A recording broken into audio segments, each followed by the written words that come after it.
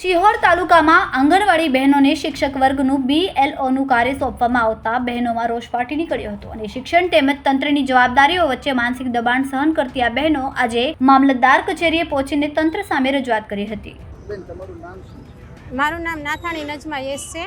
અમે જલુચોક આંગણવાડીમાં હું વર્કર તરીકે ફરજ બજાવું છું.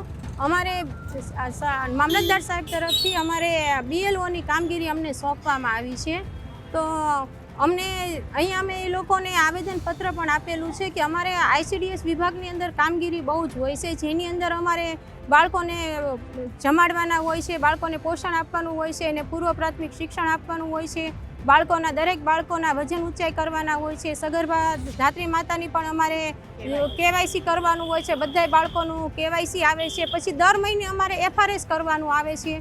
MMY જે ચણા તુવેર દાળનું વિતરણ કરવાનું આવે છે એ પણ અમારે કરવું પડે છે. તો અમારી માથે દર મહિનાનું કામગીરીનો બોજ અમારી માથે એટલો બધો છે ને કે અમે બીજી કામગીરી અમે કરી શકતા નથી. અમે જો આ BLOની કામગીરી કરવા જઈએ ને તો અમે અમારી આંગણવાડી શું છે ને અમે ભૂલી જઈએ, કારણ કે આંગણવાડીનું કામ જ એટલું છે. અત્યારે કુપોષણનો જે ચાલે છે પોષણ સંગમ કામગીરી, એની અંદર પણ અમારે અત્યારે બધી જ માહિતી તૈયારી કરવાની હોય છે. અમારે રાત્રે 10 વાગે જો મેસેજ આવે કે બેન તમે આ માહિતી આપો તો અમારા બધા બહેનોએ અમારે માહિતી તૈયાર કરીને આપવાની હોય છે.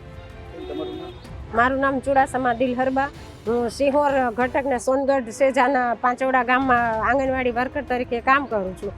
સરકારશ્રીએ અમને જે ઓર્ડર આપ્યો છે BLOની કામગીરી કરવા, તો બહેનોને આંગણવાડીનું કામ એટલું હોય છે અને પ્લસ ઘરનું કામ પણ એટલું બધું હોય છે. અને અમુક બહેનો તો એટલું ભણેલા પણ નથી હોતા, તો આ કામગીરી અમે કેવી રીતે કરી શકીએ? ફોનમાં જે કામગીરી આવે છે, જે ગ્રેજ્યુએટ બહેનો હોય છે એને તકલીફ પડે છે, તો પાછું ભણેલા બહેનોને કેવી તકલીફ પડતી હોય? એટલે ઘરે ઘરે જવું, નેટ આવે ન આવે, ફોનની તકલીફ, ઘણી બધી તકલીફો અને ઘણી બધી સમસ્યાઓ છે બહેનોને.